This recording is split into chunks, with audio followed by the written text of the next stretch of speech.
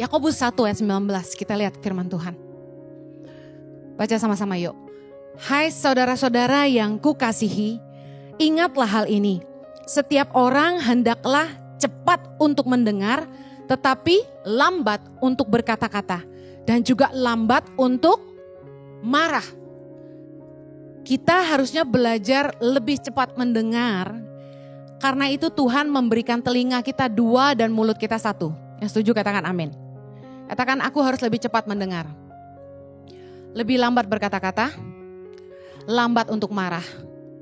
Ada orang marah duluan padahal salah tangkap, ya kan? Banyakan orang tuh lebih cepat ngomong daripada dengerin. Apa arti kata lebih cepat mendengar?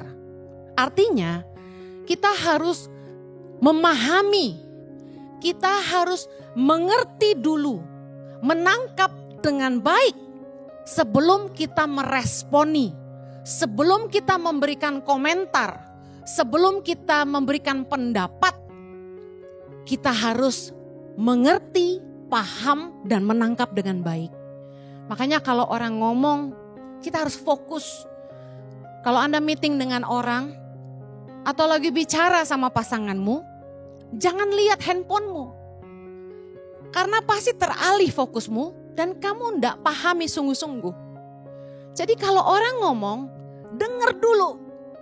Suami saya paling tidak suka saya beraktivitas ketika dia bicara. Saya ini kan multitasking. Bisa dengar sambil beres-beres. Tapi suami saya tahu, saya pasti tidak fokus. Jadi biasanya dia bilang gini, Hen, aku mau ngomong sebentar. Terus misalnya, iya kenapa? Ya saya masih beres-beres. Dia langsung bilang, bisa dengerin dulu? Wah, seorang Jojo tuh gitu loh. Tegas sekali suami saya. Bisa dengerin dulu? Iya, suami-suami perlu belajar. Kalau istrinya diajak ngomong sibuk main HP, kamu bisa denger dulu gitu. Karena ketika kita tidak paham, kita bisa salah paham. Kenapa miskomunikasi sering terjadi? Karena orang tidak ngerti apa yang disampaikan dan tidak menangkap dengan baik. Jadi salah komentarnya. Pahami dulu baik-baik baru bicara. Itu arti firman Tuhan. Cepat mendengar, lambat berkata-kata. Artinya pahami dulu baru bicara. Jangan pernah komentar kalau Anda belum mengerti dengan benar. Daripada salah paham lebih baik diam. Tahukah Anda bahwa pemahaman atau daya tangkap kita merupakan ukuran kecerdasan kita? Saya kalau mau ambil anak-anak pedalaman dari senter-senter Tangan Pengharapan di seluruh Indonesia, saya selalu pesan sama gurunya gini.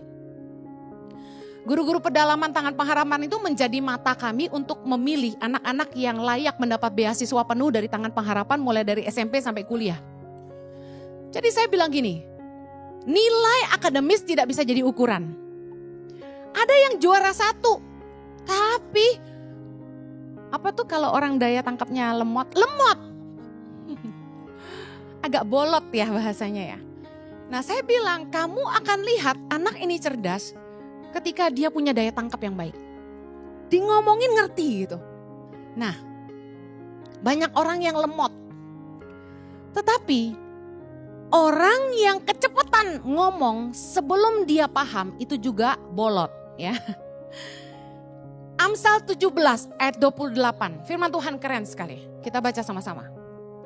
3, 2, 1. Juga orang bodoh akan disangka bijak kalau ia berdiam diri. Dan disangka berpengertian kalau ia mengatupkan bibirnya.